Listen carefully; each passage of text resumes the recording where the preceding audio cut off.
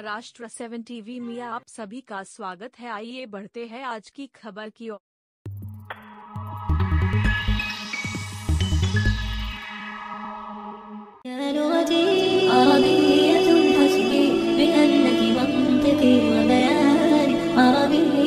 قلبي وروحي أحرفي ولساني عربية حسبي بأنك منطقي وبياني عربية قلبي وروحي أحرفي ولساني عربية ثم الوصوف تضيع في أوصافك فبك استباح الشعر يشدو أعذب الألحان يا روعة سلبت شغاف القلب في ترنيمها يا بلسما كم طيبت قلب الكثير العاني في مفرداتك هامت الأرواح حين استعذبت حرفا وقولا صادقا وفصاحة ومعاني عربية حسبي بأنك منطقي وبياني عربية قلبي وروحي أحرفي ولساني عربية ثم الوصوف تضيع في أوصافك فبك استباح الشعر يشدو أعذب الألحان كيف المديح يجيء إن كنت التي أعني بها أنت البحور ومنك خير الدر والمرجان। बच्चों लोगों के लिए एक अच्छा कार्यक्रम शमीम भाई ने लिया। मैं आज हालांकि बर्थडे मना नहीं रहा हूं, पर शमीम भाई ने बहुत ज्यादा जिद पकड़ी कि नहीं आपको आना होगा। मैंने कहा फूल शाल वगैरह मैं नहीं लूंगा। देश में जो घटनाएं घट रही है उससे अगर मेरे जैसे आदमी को दुख नहीं होगा तो फिर मैं जीने के लायक नहीं। जिस तरीके से मणिपुर में महिलाओं को नंगा करके पुलिस के सामने रेप किया गया और आज तक उन आरोपियों को अरेस्ट नहीं किया जाता है, ये देश में नहीं चल सकता है। आज वो है, कल हमारी बहन होगी। हमारे इधर भी 400 लोगों का धर्मांतरण हो गया, ऐसी बात कही गई, किसी ने आवाज नहीं निकाली। पुलिस भी 2 दिन शांत रही, मुझे डर था कि माहौल कहीं बिगड़ न जाए। मैं पुलिस को लगातार इशारे दे रहा था कि भाई तुम सच्चाई बताओ। सच्चाई ये निकली कि एक भी धर्मांतरण नहीं हुआ था, लेकिन बोलने वाला कोई नहीं था। मुमला अनाथ सा महसूस कर रहा था। बच्चे डरे हुए थे, क्योंकि अगर उत्तर प्रदेश से पुलिस आके यहाँ पे बैठती और हम कुछ नहीं बोलते तो 40-50 बच्चों को वो लखनऊ इलाहाबाद लेके जाते और फिर न जाने क्या होता। परसों जो पालघर में हादसा हुआ वो तो बहुत गंदा और घिनौना हादसा था। ये हादसा हुआ उसके आधे घंटे के बाद मैंने बोला कि ये द्वेष की राजनीति अब जमीन पे आ चुकी है। एक हवलदार के हाथ में पिस्तौल है, मशीन गन है, वो पहले आधा घंटा अपने अफसर से बहस करता है। मैं आप लोगों से पूछना चाहता हूं, एक पागल आदमी बहस कर सकता है क्या? जरा बोलिए ना, आप भी इंसान है, बोलिए। वो बहस करता है और बहस करने के बाद गोली मारता है, यानी सोच विचार के साथ उसने गोली मारी। फिर वो बंदूक लेके निकलता है और 4 केबिन, आप तो रेलवे से गए होंगे, एक कंपार्टमेंट, दूसरा कंपार्टमेंट, तीसरा कंपार्टमेंट, ऐसा कंपार्टमेंट होता है। 4 कंपार्टमेंट, 6 कंपार्टमेंट में जाके उन्होंने 3 लोगों को मारा। वो 3 ही लोग दाढ़ी बनाए हुए थे। उसने शक्ल देख के लोगों को गोली मारी। ये कोई पागल आदमी कर सकता है? ये कोई पागल आदमी कर सकता है? और पुलिस तुरंत आधे घंटे में बोल रही थी कि वो पागल है। तो भाई वो पागल था तो तुमने उसको काम पे क्यों रखा? वो पागल था तो उसके हाथ में मशीन गन क्यों दी? और पागल आदमी चुन चुन के लोगों को नहीं मारता है। पागल आदमी मारता है तो एक बार ऐसा घुमा देता है, गोली की बौछार होती है और लोग मर जाते हैं।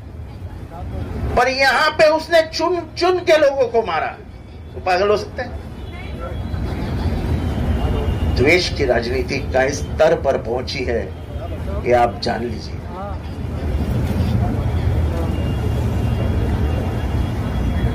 देश में हर तरीके से यह देखा जा रहा है कि हिंदू मुसलमानों को अलग अलग किया जाए, पर गंगा जमनी की तहजीब जो हमारे बीच में मौजूद है वो हमको अलग नहीं होने देगी। हमारा संविधान हमें अलग नहीं होने देगा। अब बेचने के लिए दुकान में कुछ सामान नहीं है तो ये बेचने को निकाला है जो है द्वेष।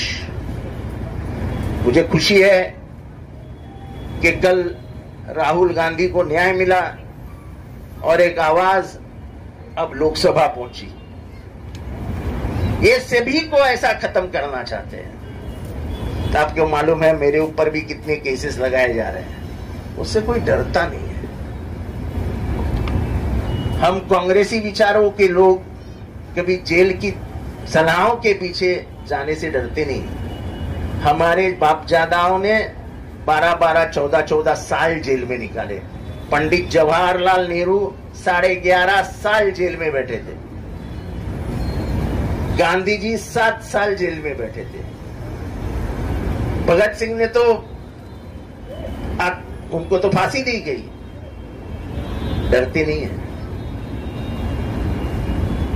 लेकिन अब वक्त आ गया है कि हमको कहीं ना कहीं मजबूत भूमिका लेनी पड़ेगी। जो कर्नाटक में मुसलमानों ने दी, कर्नाटक में जो जीत हासिल हुई उसमें कहीं ना कहीं अकलियतों का बड़ा, पर वहां का हिंदू भी कह रहा था कि देश का बंटवारा मत करो। लगातार वहां पे नारे लगाए जा रहे थे बजरंग बली की जय, लेकिन जिस जगह पे उन्होंने बजरंग बली की जय का नारा लगाया उसी जगह के हिंदुओं ने उनको हरा दिया। लोगों को ये जो हो रहा है, लोगों को नौकरियां नहीं है, पगार कम हो रहे हैं, दिन बर दिन महंगाई बढ़ती जा रही है। गैस कितना 1150, 1200 कितना है? 1150। टमाटर का क्या भाव है? 400, 200 रुपये किलो। तो खाली टमाटर सामने रखे और दाल खाने की, यानी टमाटर की खुशबू दाल में आ गई। क्या क्या क्या? अदरक, अदरक कितना हो गया?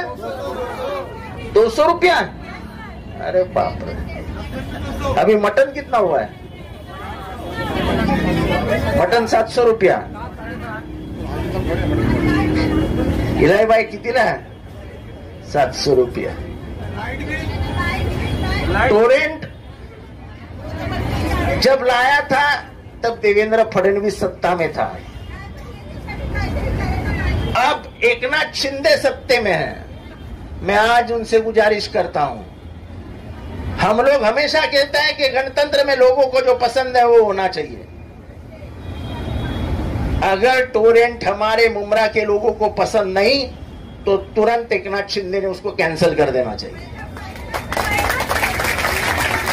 क्योंकि जब लाया था तभी भी बीजेपी शिवसेना की सरकार थी और आज भी बीजेपी शिवसेना की ही सरकार है। अन्याय अत्याचार होने नहीं देंगे। टोरेंट में कोई अन्याय अत्याचार हो रहा होगा तो ये है, इनको बताइए क्या हो रहा है। अपन टोरेंट को ताला ही लगा देंगे।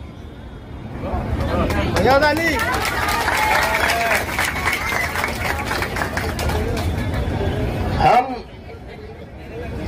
ना किसी को डरे हैं ना डरेंगे।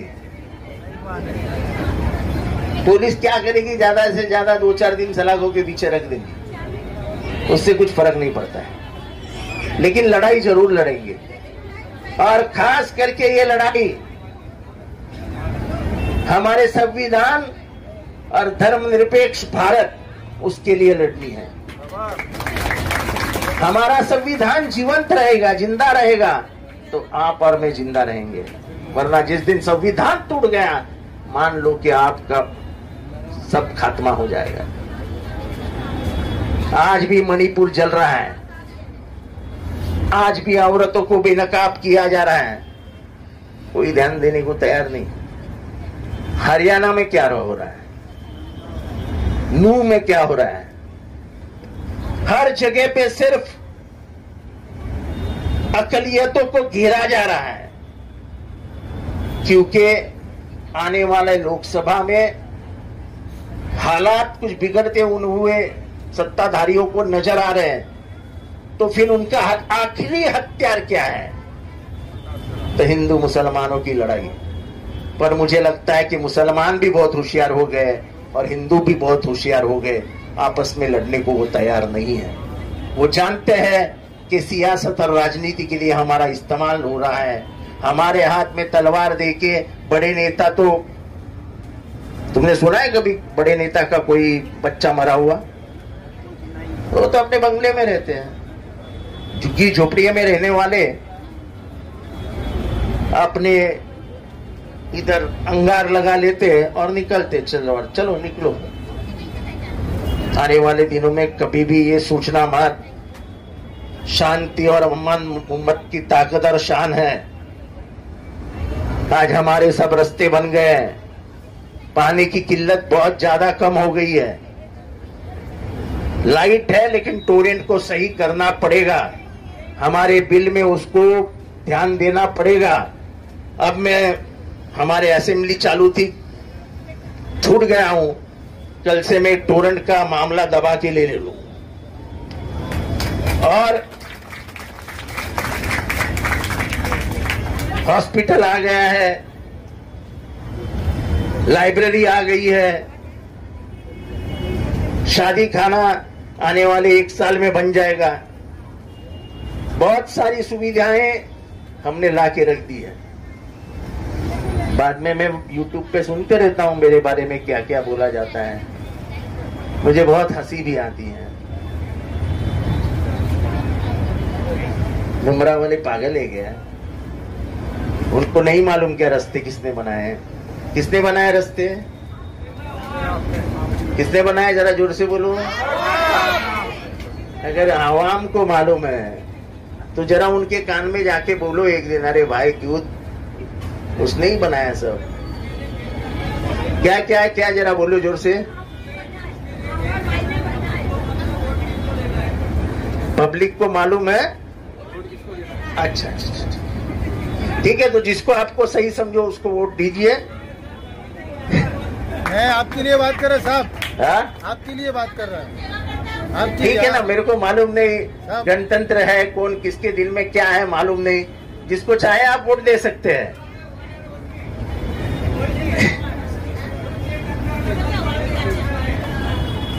चलो, नए नए लोग आए हैं, घूम रहे हैं गलियों में, चलो अच्छी बात है, कम से कम उम्र की याद तो आई लोगों को, घूमने दो। आपके दिल में क्या है वो आप कर देना, मैं आपका दिल नहीं जानता हूं, लेकिन आपके दिल में जो होगा वो होगा। अगर अल्लाह को मंजूर होगा कि जितेंद्र आव्हाड ने काम किया है तो कामयाब हो जाऊंगा। देने वाला इज्जत वो है, लेने वाला इज्जत वो है। अपने को तो ये फिक्र नहीं है। जो जिम्मेदारी मेरे कंधे पे आई मैंने उसको निभाया। कभी ये नहीं हुआ कि मुमरा वालों ने फोन किया और मेरा फोन बंद था।